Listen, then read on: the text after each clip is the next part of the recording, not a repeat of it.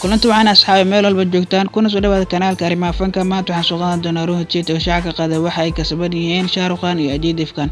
Filim sameey walba waxa uu ku riyoodaa in uu hal filim u dhiibo labadan actor ee kala Shah Rukh Khan iyo Ajay, balse ma aan midaas mid suurtagelayso uma badna inay dhacdo weligeed.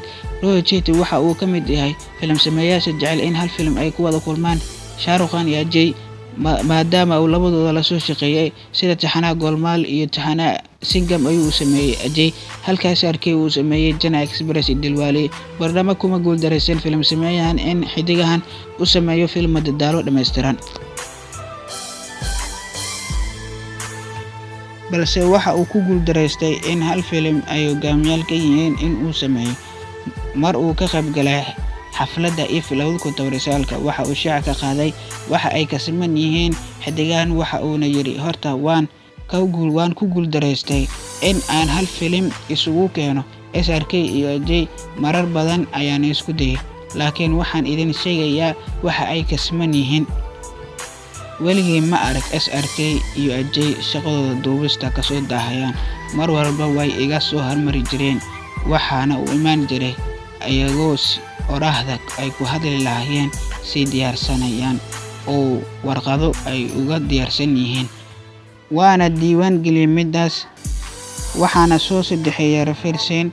dhab ahaantii waxay ka siman yihiin saddexdooda inay si adag ay u shaqeystaan. maanta heerka ay joogaan shaqadeegooda ay ku soo gaareen weligay ma arag ayagoo leh maanta waan caajisnay ama waan dalnay ee duubista beri inooga dhig. waxaana arkay tobaneeyo actor oo sidaa leh, laakiin marnaba ma arkaysid bara maqlaysid ayagoo sidaa leh.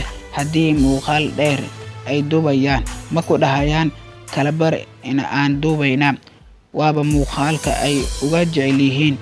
si farxad leh ayaan ku soo dhameysanaa muuqaalada noocaas. waa actoriyaal karti badan, ma muujiyaan awoodooda xidignimo sida guud actoriyaasha waaweyn. waa laga heebaystaa awoodooda inay muujiyaan. kooxda filimka la sameynaysana cabsi iyo wadada loo baneeyay ayaa ka dhacaysa, laakiin SRK, Ajay iyo referensin waa madadaalayaasha goobta. qof walba ayayna saaxiib leeyihiin, isla weyni iskuma jirto, kuma faanaan xidignimadooda. dhammaan shaqaalayaasha si isku mid ah oo kaftan iyo xushmad ku jirta ayay ula dhaqmaan. waxa halkaas laga warbixinta maanta ku soo qaadanay waxa ay iskaga mid yihiin Shah Rukh Khan iyo Ajay Devgan. fadlan subscribe saar riixna gambalelka si aad noo rogtid.